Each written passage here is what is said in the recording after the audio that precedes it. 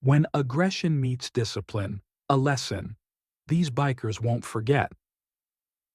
It was a calm, breezy Saturday evening at a small park on the edge of Fairfield, Connecticut.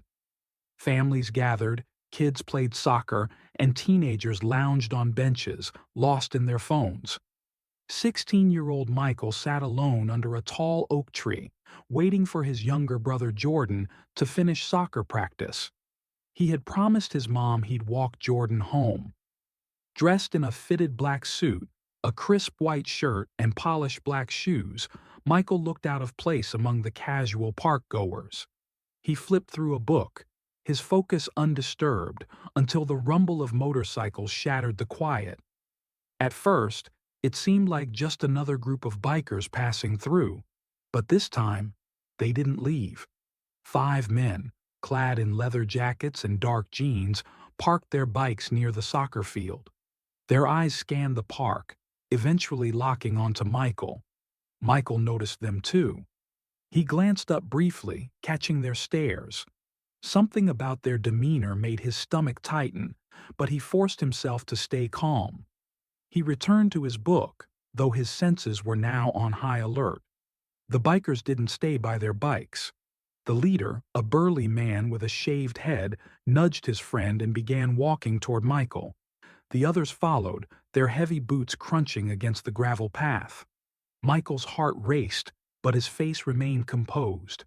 Years of karate training had taught him to stay calm under pressure. He dog-eared his book and set it aside as the men approached. "What are you doing here, kid?" the leader asked, his voice gruff and confrontational. Michael hesitated, his eyebrows knitting slightly. "Waiting for my brother," he replied, his tone polite but firm. The man smirked, exchanging a glance with his friends. "This doesn't look like your kind of place," he said, his words laced with an unspoken threat. "It's a public park," Michael answered, meeting the man's gaze without flinching. The biker's smirk faded. "Got a smart mouth, huh?" he said, stepping closer. The other two spread out, forming a semicircle around Michael. Parents and kids were still scattered around the park, but no one seemed to notice the tension building under the oak tree. Michael scanned the area briefly, hoping someone would intervene, but the bikers had chosen their moment well. Most of the attention was on the soccer field, where Jordan's game was wrapping up. Michael's mind raced. He wasn't scared, not yet. But he knew the situation was escalating. Years of training had taught him to observe, anticipate, and react. But he also knew that discipline meant fighting was the last resort. "Look," Michael said, keeping his voice steady. "I don't want any trouble. I'm just here for my brother." The burly man leaned in, his face uncomfortably close. "Trouble? Who said anything about trouble?" he taunted. Michael's jaw tightened, but he remained calm. His hands rested loosely on his knees, ready if needed. "Maybe you should show us what you've got," the biker sneered, his friends chuckling behind him. Michael didn't move. His eyes stayed locked on the man in front of him, reading his posture, his movements. He knew these men weren't here to talk. The biker stepped closer, his shadow falling over Michael. "What's the matter, kid? You scared?" he jeered. Michael exhaled slowly. Fear wasn't the issue. His concern was time. How long until Jordan's game ended? How long until someone noticed what was happening? "Leave him alone!" a small voice shouted. Michael turned to see Jordan, his little brother, standing a few yards away. The biker's attention shifted to the boy, their grins widening. "This your brother?" one of them asked, pointing at Jordan. "Maybe we should teach you both a lesson." That was the tipping point. Michael stood up slowly, his movements deliberate. He shifted his weight, planting his feet in the stance he'd practiced countless times in the dojo. "Don't touch him," Michael said, his voice calm but edged with steel. The bikers laughed, but Michael didn't waver. His silence unnerved them more than he realized. The leader lunged forward, raising a hand to shove Michael. But before he could make contact, Michael sidestepped with precision, his body moving like a spring. In one fluid motion, he struck the man's wrist, twisting it away. The biker grunted in pain, stumbling back. The other two rushed forward, but Michael was ready.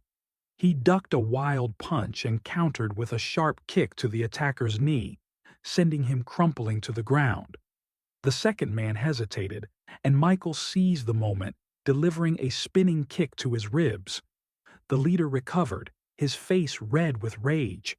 He charged again, swinging wildly, but Michael dodged each blow with ease.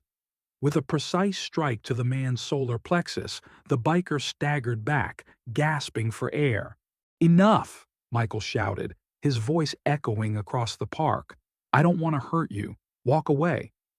For a moment, the bikers hesitated. Then, muttering curses, they limped back to their bikes. As they roared off, the leader turned back, pointing at Michael. "This ain't over, kid," he spat. Michael stood tall, his breathing steady. Around him, the crowd erupted into applause. Jordan ran up, his eyes wide with awe.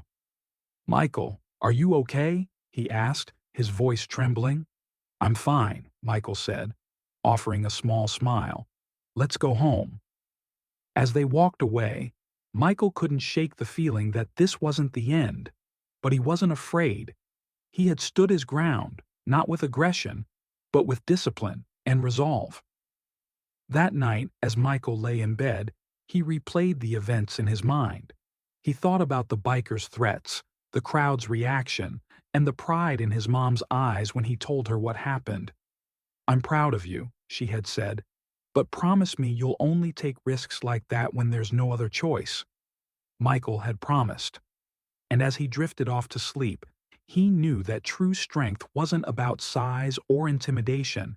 It was about knowing your worth and standing up for what's right, even when fear is present. The lesson. Michael's story is a powerful reminder that courage and discipline can overcome even the most daunting challenges. It's not about proving how strong you are, but about knowing when to act and standing up for yourself and others. If this story resonated with you, take a moment to reflect on how you can face adversity with calm and confidence. And remember, sometimes the quietest voices have the strongest impact. Don't forget to share this story with someone who needs a reminder of their inner strength. Because in a world full of noise, it's the disciplined and courageous who truly make a difference.